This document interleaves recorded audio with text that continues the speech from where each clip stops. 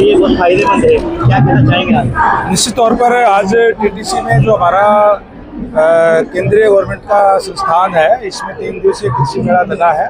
इसमें जो लेटेस्ट तकनीक जो है, जो मशीनरी है, जो कृषि के लिए, क्योंकि आज का जो समय है वो मशीनरी का समय है और वो लेटेस्ट मशीनें आज किसानों को बहुत जानकारी यहाँ मिलेगी और उसके बारे में पूरा विस्तार से जानने का मौका भी मिलेगा, जिससे किसान उसकी जानकारी हासिल करके अपनी नई टेक्निक खेती के अंदर नई मशीनों द्वारा जो है वो कर सकता है।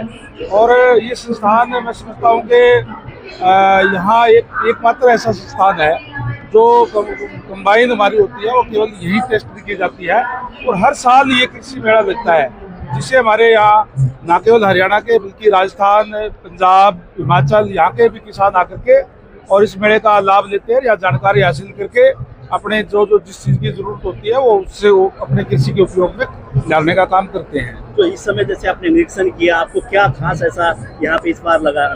देखिए, आज क्योंकि हर रोज नई नई टेक्निक आती है, नई नई मशीनें आती है, नए ड्रोन आए हैं, नए ट्रैक्टर आए हैं, किस तरीके से नई जो बोने वाली जो मशीनें हैं वो आई है, इन सब के बारे में जानकारी किसानों को मिलेगी।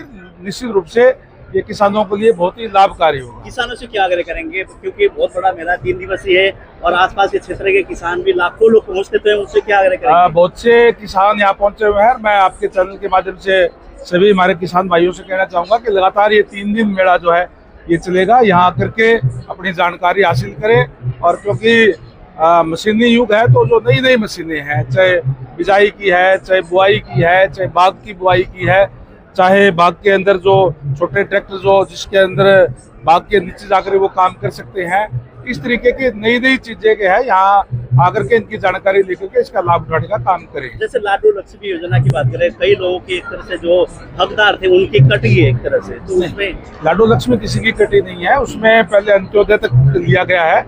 1 लाख रुपए जिनकी इनकम है, क्योंकि पंडित दीनदयाल उपाध्याय का जो मूल मंत्र अंत्योदय उसी पे शुरू की गई है और इसमें लगभग 10 लाख महिलाओं ने उस पे पोर्टल पे अपलोड किया, सबको उनको मिल रही है। तो बुढ़ापा पेंशन को लेकर जैसे इन्हें लोग आवाज बुलंद कर रही है, अब जैसे कह रहे हैं कि बुजुर्गों की पेंशन खाते में आ गई है, तो कहीं ना कहीं उसने लेने की ये रिकॉर्ड की चीज है कि भारतीय जनता पार्टी के 10 सालों के अंदर 2200 रुपए बुढ़ापा पेंशन बढ़ाने का काम किया है।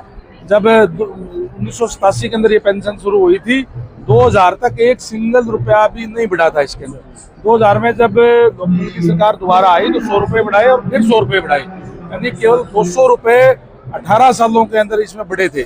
और उसके बाद में भूपेंद्र सिंह हुड्डा जी की सरकार आई तो केवल वो 500 तक लेकर गए थे और 1000 की उन्होंने घोषणा की थी, या हमारी सरकार ने आकर के था। तो ये तो बगैर तथ्यों रहित विपक्ष बात करता है। भारतीय जनता पार्टी की सरकार जो कहते हैं वो हम करते हैं और ये 3200 रुपए आज सीधा डीबीटी के माध्यम से हमारे बुजुर्गों के खाते में पेंशन जा रही है।